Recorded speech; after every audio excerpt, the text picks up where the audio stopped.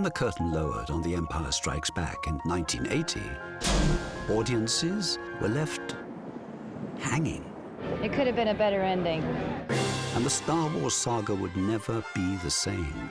But the production of the film itself had left George Lucas in a similar, albeit more personal state of uncertainty. He wanted to be in control of his own destiny. After stepping back from the director's chair, with eyes on building his corporate empire, George always said to me, I've got a company now. I'm a success. I will never, ever give up my company. the production, free from his watchful eye, veered off course. If Empire hadn't been a hit, he could have lost everything. And so, as George Lucas set out to conclude his epic saga in the stars, he would need to balance his time more deftly between the soundstage and the boardroom. He had a bigger vision. But there was only so much of this modern mogul to go around. The Star Wars films are producing a great many strains for George Lucas, including a strain on his marriage with Marsha. And as the trilogy hurtled towards its climactic end, Lucas was heading to the end of a more personal chapter. We all knew something was amiss.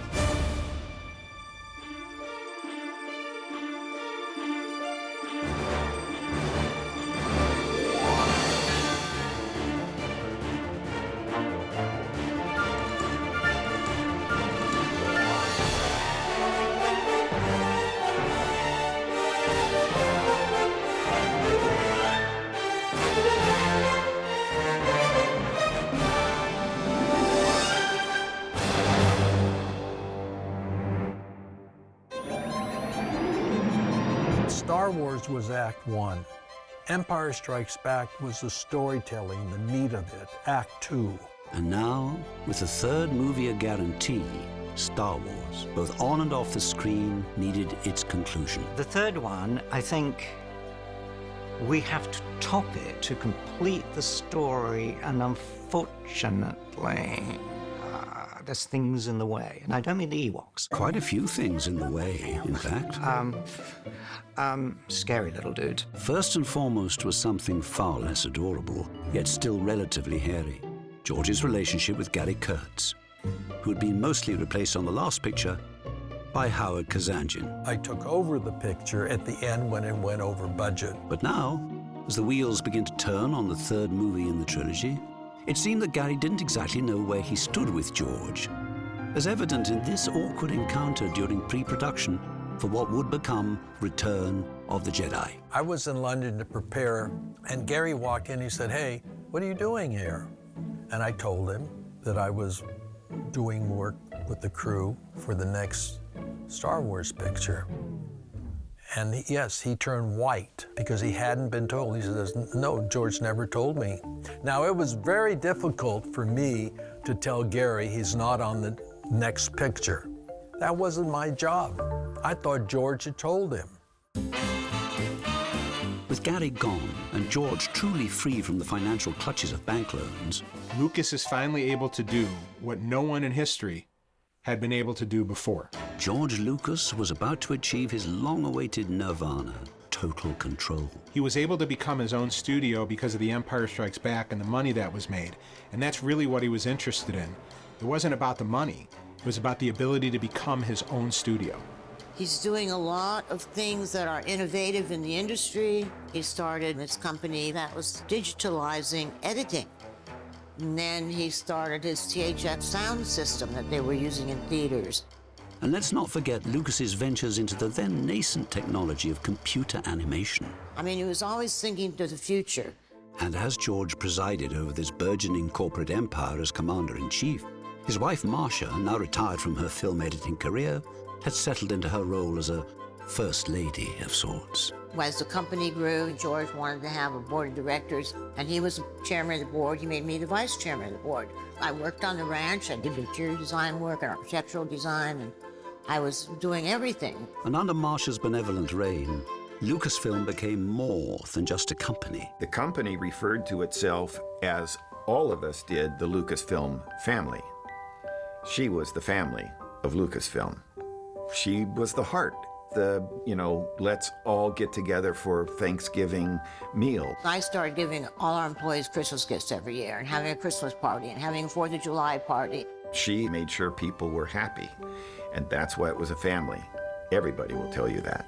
And what everyone also knew was that George Lucas had one more Star Wars film to make, and this time he was holding the purse strings. He can start running his own budget and begin to figure out how can he save money or allocate resources in a different way. So going into Jedi, because of the cost overruns on Empire, Lucas wants it to be shot on a much tighter, stricter schedule. And since George would now be effectively footing the bill himself, he set the budget at $50,000. $30 million. which sounds like a lot, but It's the same initially as Empire, though it's several years later, so it ought to be more. But with inflation, it's actually a little bit less. beholden to a relatively modest budget, George would be holding a tight leash. But before George and the team could work on the script, there was one potentially very expensive problem that needed resolving. Harrison Ford wasn't signed. I just said to George, why isn't he in the third one? Well, he's not in the third one because he didn't want to do it. It wasn't that George didn't want him. He wasn't contracted to be in the third. That's why he was killed off in Empire. He was put in carbon freezing. With a key character in suspended animation, Howard decided it was essential to press the defrost button. So Howard Kazanjian, he called Harrison Ford's agent, and apparently the agent was out of town, but his son was working for the agency. And I needed to negotiate his deal. And David and I negotiated his fee. And made it a really good deal for the company. Went to George, he said, okay, we'll write him in. But when Ford's agent returned to hear about the deal, And when Phil came back from vacation, he called me and he said, you cheated my son. He said, you talked my son into a certain fee.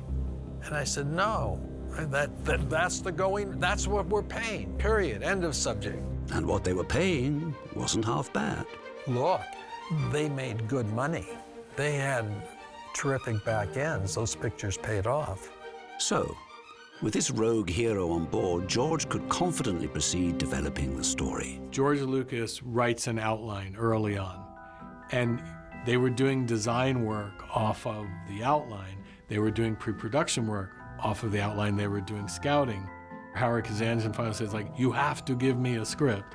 So George finally sits down and he writes the first draft well into pre-production. The original story is that Leia learns that there are 2 Death Stars that are under construction, and she leads a mission to investigate and, if possible, destroy these Death Stars. Marsha Lucas believed the only thing that needed to be blown up was the script. Marsha didn't care for it too much. And she would say, George, this scene is shit. And of course, we went back and redid it again. We shall double our efforts. Oh, that's fantastic advice. What a handsome young devil, if I do say so myself. Looking for new ideas, George turned to a trusted friend for help, Then they bring in Lawrence Kasdan. the writer of The Empire Strikes Back. So Kasdan comes in and does a rewrite. George then rewrites Kasdan. Kasdan rewrites George. As these conversations are going on, they kind of drift back to the idea of doing the Death Star again. And then eventually they come up with a half-finished Death Star. This was all starting to sound more like Return of the Death Star. Lucas even acknowledges it several times. Yes, we're repeating ourselves, but basically I can't think of anything else that's really going to work. Don't worry, they never really did. It's another Death Star. I wish that were the case, Major. This is Star Killer Base. But that's another story. As for this one, unlike the dark tones and adult themes of Empire Strikes Back, George wanted to take Jedi back to the 9-year-old audience, more like Star Wars. George knew that small children were big business. So, even without a fully formed story, He was obsessed with introducing the Ewoks. He thought they were going to sell millions of toys.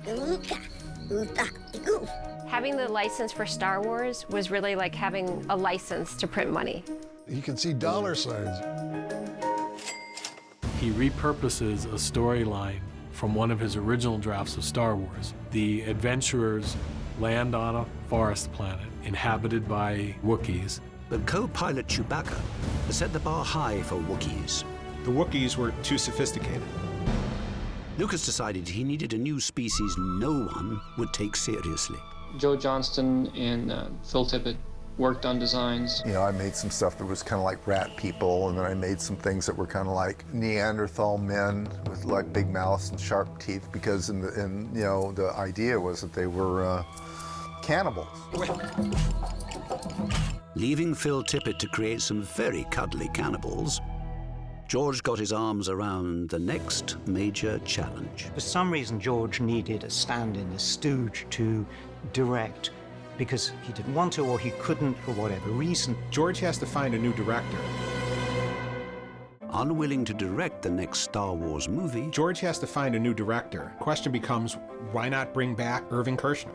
Kershner had helmed the second film, but wasn't interested in another turn in the director's chair. He didn't want to be an employee of Star Wars. He wanted to go do another, his own projects. Ironically, George Lucas had the power to do his own projects, but had lost the desire. He didn't want to direct anymore. And I kept telling him, George, you're a good director. George, you are a great director. Star Wars had Lucas made for life, but also scarred for life. You know, it's agony for George. The pain that he went through on the first one, it's hard to remove all of that. I'm not always so sure that he wants to direct. George was not happy and thrilled to be making motion pictures with the big crews, the talent, the actors. George needed a compliant and competent director who would do his bidding. A safe pair of hands. Or he could just ask David Lynch. George had seen a number of David Lynch's pictures. If Lynch was the wild card, on the other side of the Atlantic was a man who was the American auteur's total opposite.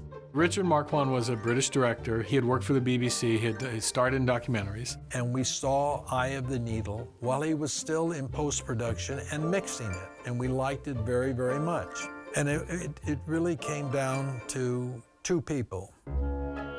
David Lynch was running neck and neck with Richard Marquand.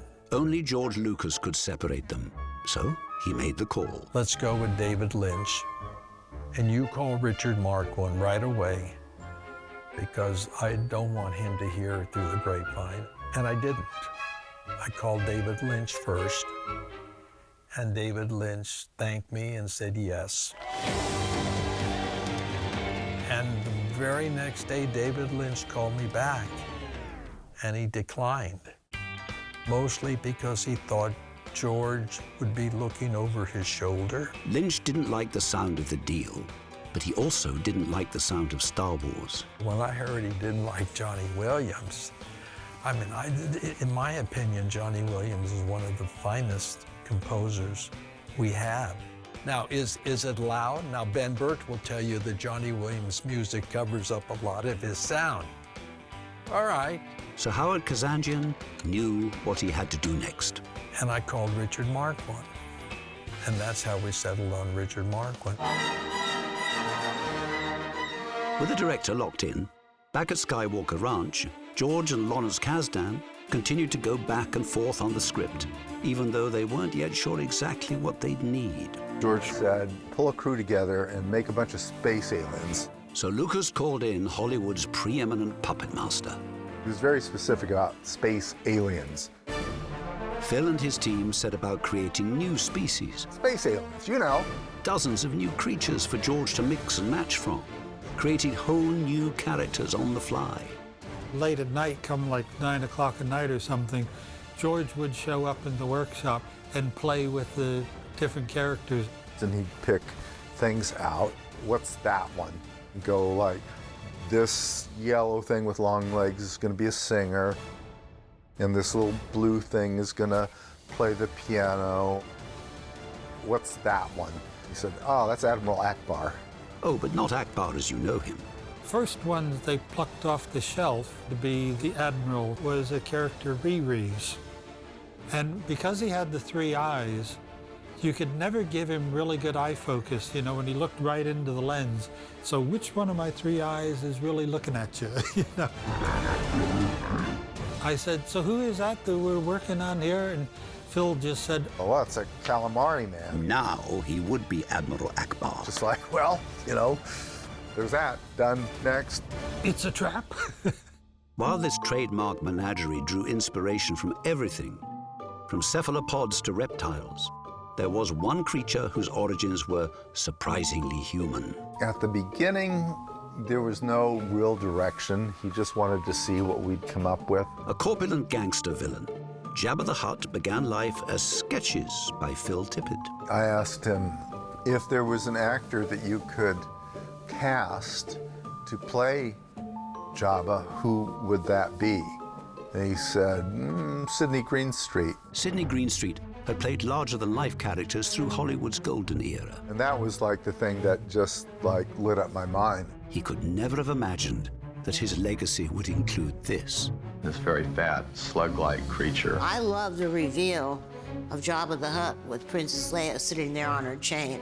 Where's Leia? I'm here. I just love it when you got to that big monster slug. The Jabba puppet was huge.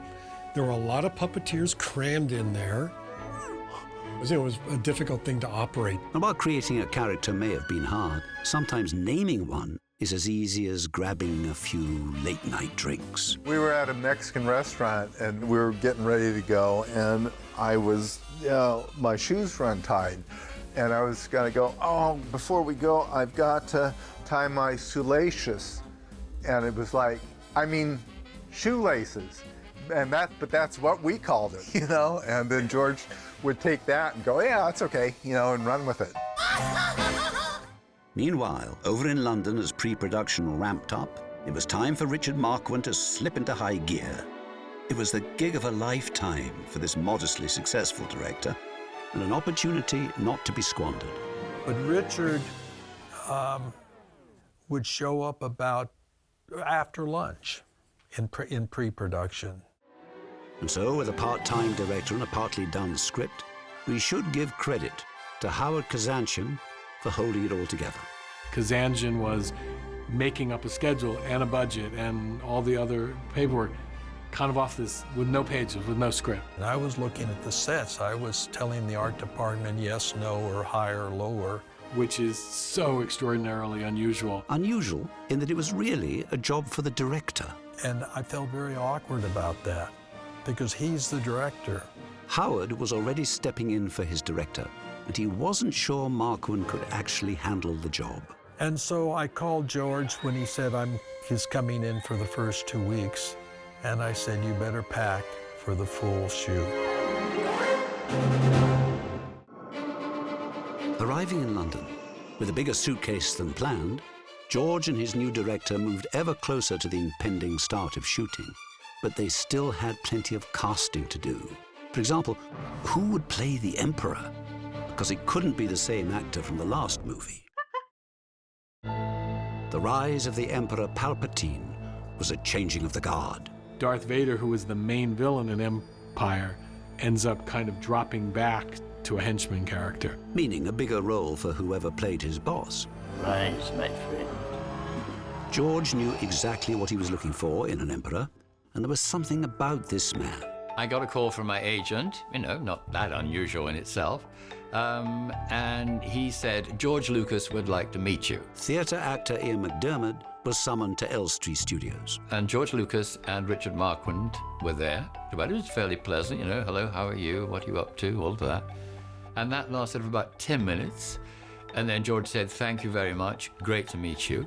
And as I was going away out of the door, I heard, George denies this, but I know it's true. I heard George say to Richard, hey, great nose. I thought, oh, well, that's optimistic, isn't it? But I didn't think anything would come of it. 10 minutes, and not even talking about the part, the film, no script, whatever. So I got in that car and went back home, and this is all true. The phone was ringing as I got in. And I picked it up, and it was my agent again. He said, great news, you've got the part. I said, what? What part?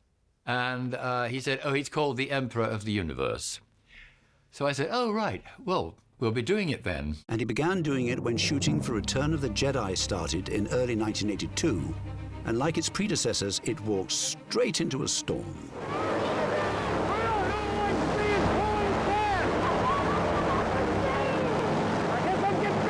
Jedi began filming with a sandstorm sequence where all of the characters came back together after the escape from Jabba.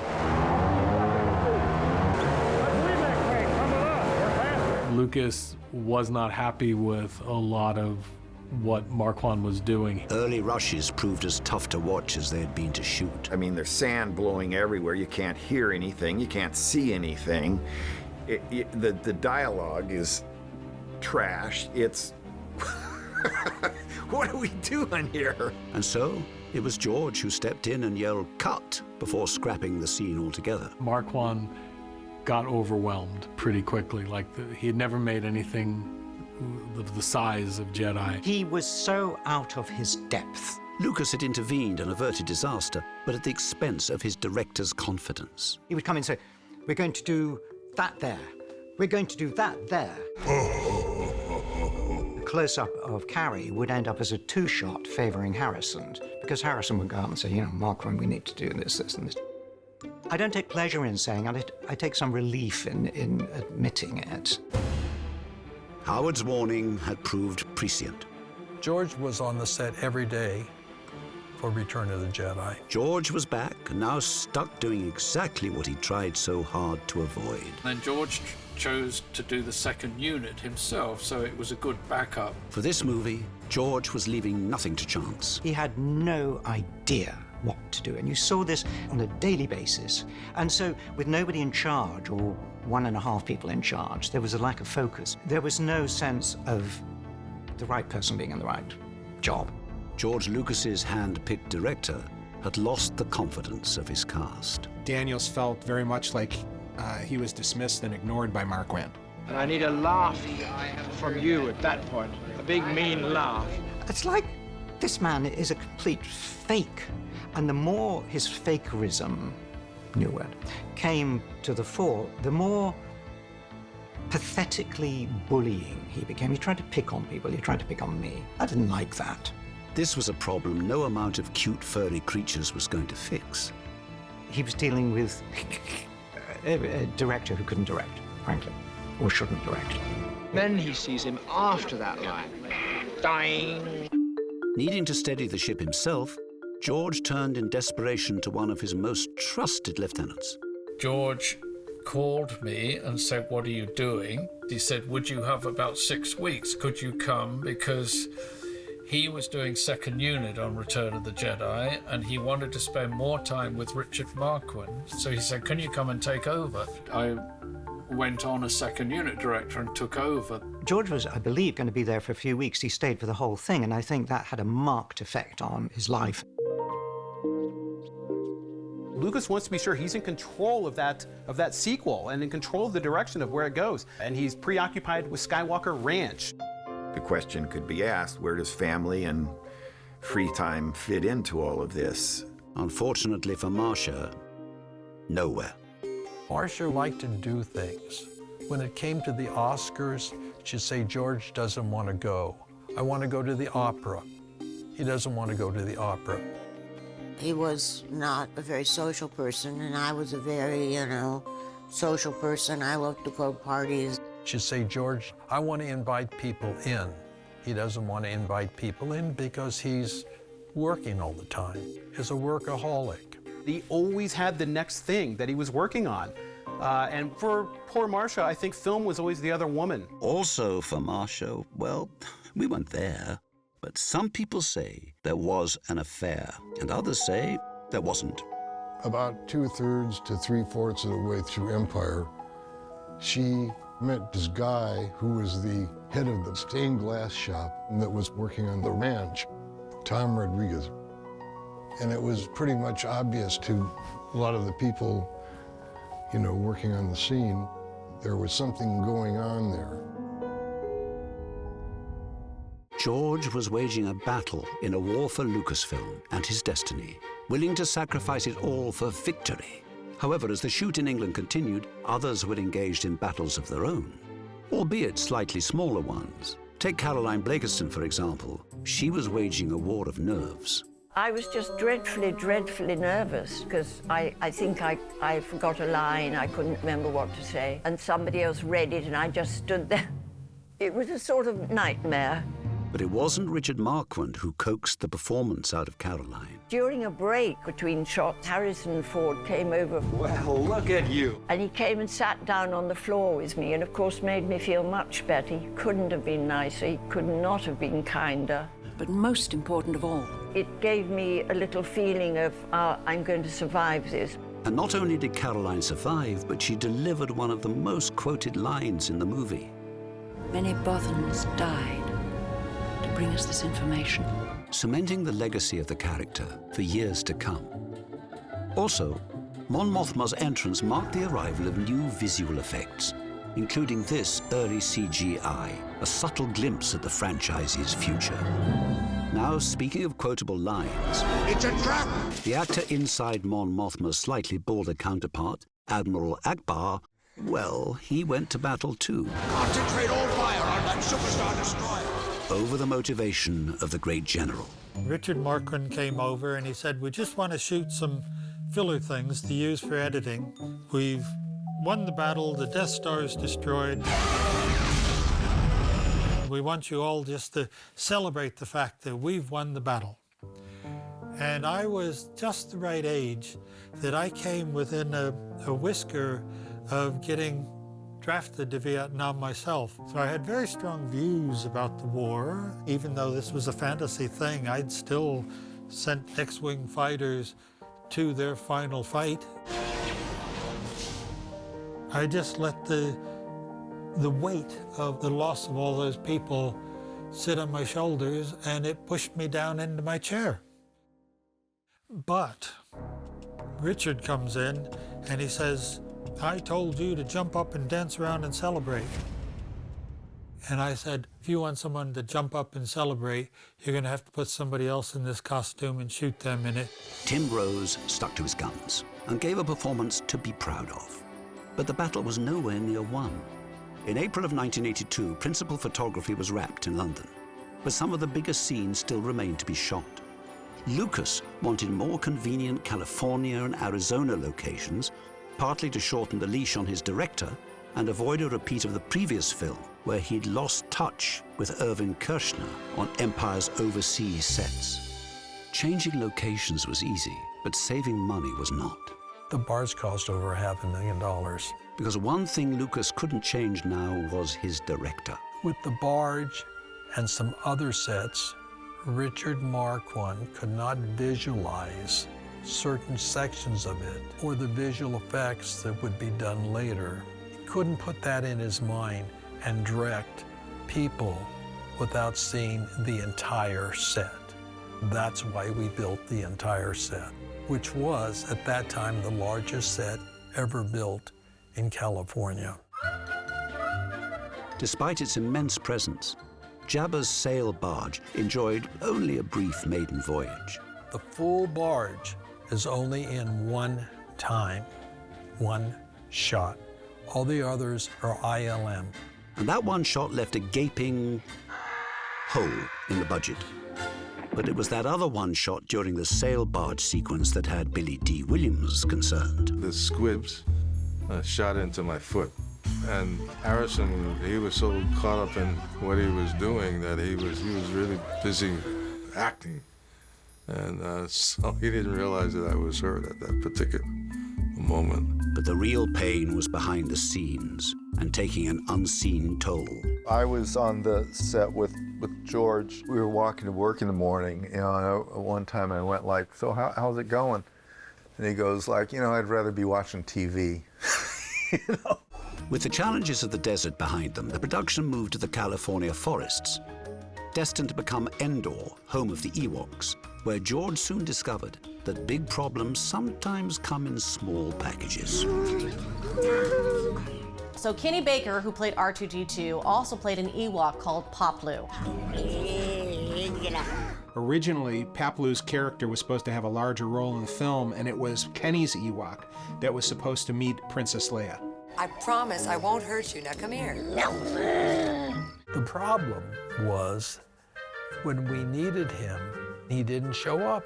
So we sent 4 or 5 people out looking for him, and they came back and they told me that he was drunk, passed out by the lake. Well, George heard that off screen, and George immediately said, put in Davis.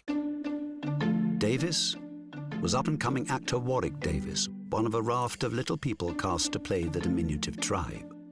Warwick Davis, who was a young kid, fills in and is so adorable in the outfit that they decide to keep him playing that role for the rest of the film. You cannot say a bad word about an Ewok, ever, especially in public.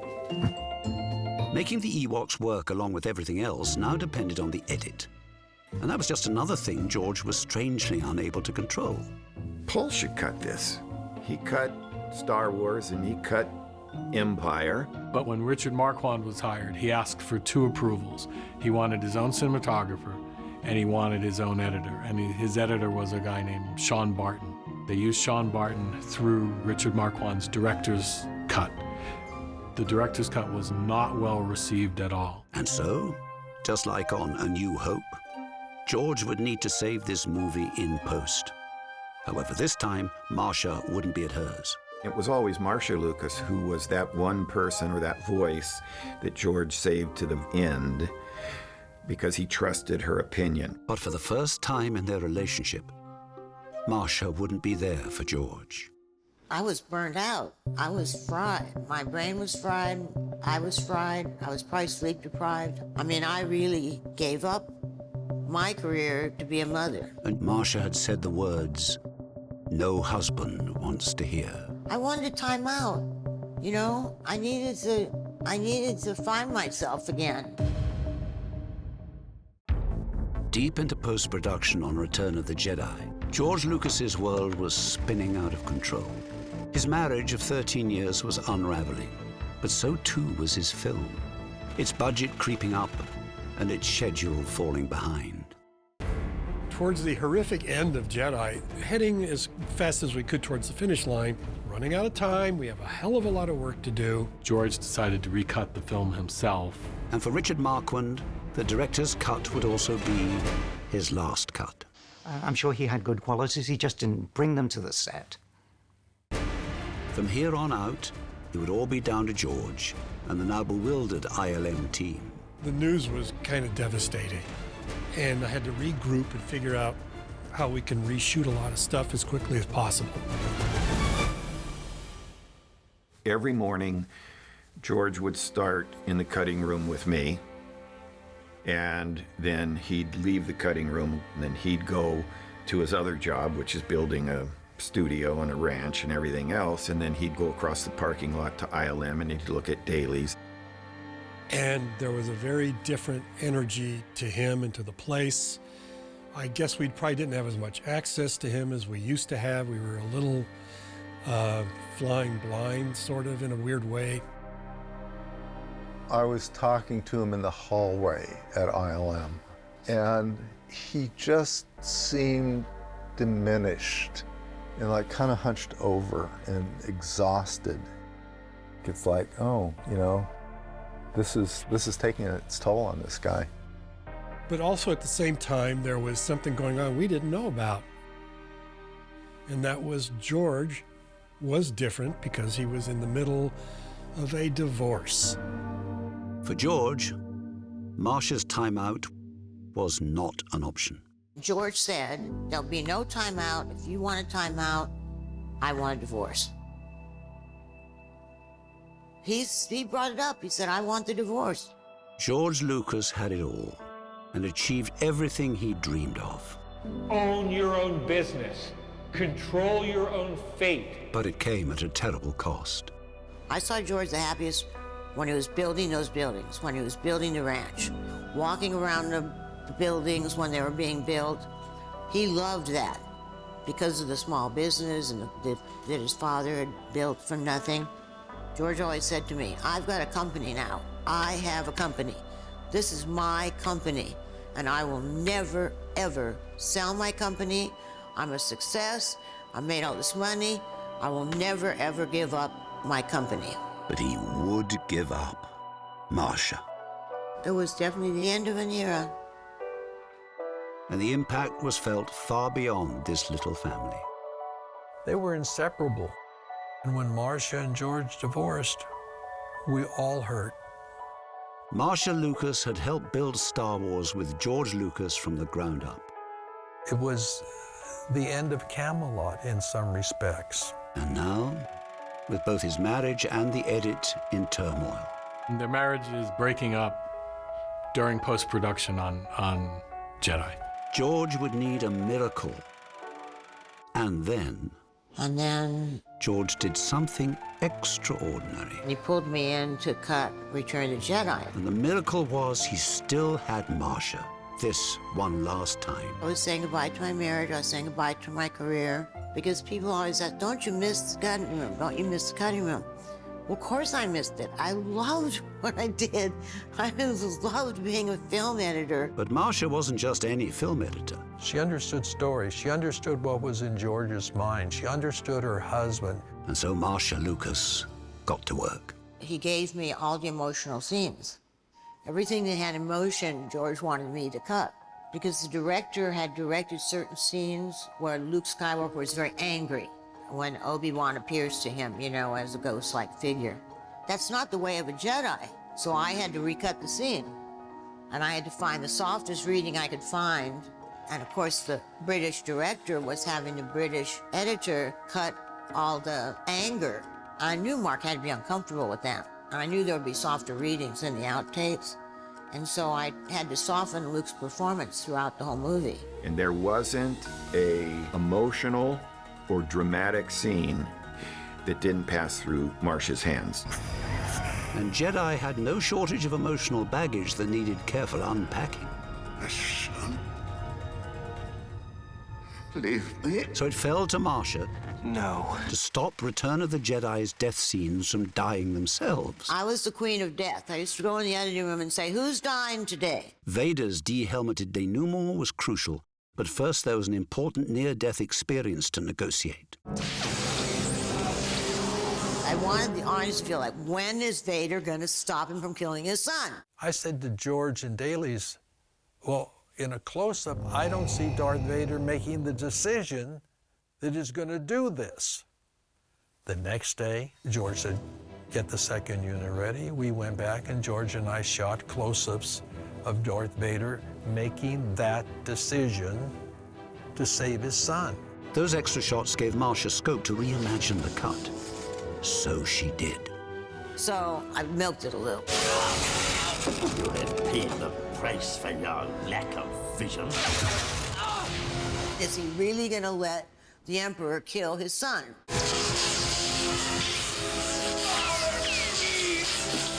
You know, Luke's screaming, and the Emperor's shooting, and Vader's looking back and forth. And finally, he picks the Emperor up, boom, takes him over and throws him down the canyon. And such a monumental death required a monumental reaction. I said, don't you think there ought to be some nuclear reaction? Because it was just like, pick him up, drop him. That needed to be an event. And George said, yeah, I'm going to get ILM to work on that. Father. But the main event was to be more understated. I won't leave you. It's a very emotional scene. And it might have been very different were it not for Marsha. The way it was originally cut was, you know, I know there's good in you. Yeah, you're right. Boom, I'm dead. And what I had to do was put in some pregnant moments. Tell your sister you've arrived. I tried to make the scene more emotional. But while Marsha's deft recuts ratcheted up the tension, they unfortunately had the same effect on the special effects team. Jedi was a real grind. And it was like, get these shots out. Just like its predecessors, the final scene of Jedi was coming down to the wire. Another battle within a battle. For the space battle sequence, I did a really funky version of the whole sequence based on the storyboards using chroma key and ships on sticks, and, you know, shooting the models we had. It was so funky, but it was the sequence. And we sent it to George to take a look at, to get his blessing, and he loved it. Intensify forward, firepower! Too late!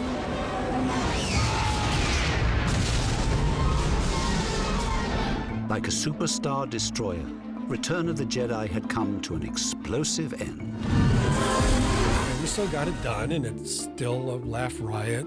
It still has Ewoks in it. And it was an exhausting movie to do. We were all wiped out. Amidst the wreckage of it all was a movie that was loved by almost everybody at the time.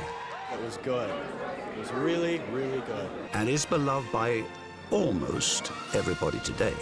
And it ended, one of my most horrible moments, really shameful, is the final shot of 3PO dancing with Ewoks. Shouldn't have happened. Financially, George's experimenting and self-funding had well and truly worked. Return of the Jedi cost about $32.5 million, but returned $475 million at the box office. When it came to personal finances, George had some big decisions to make. So when we were getting divorced, I said to George, I said, I'm not going to be around to make movies with you, and you're going to go on and make movies. I said, but I would take a small percentage of Lucasfilm. You can't have anything. No, I will give you nothing in Lucasfilm.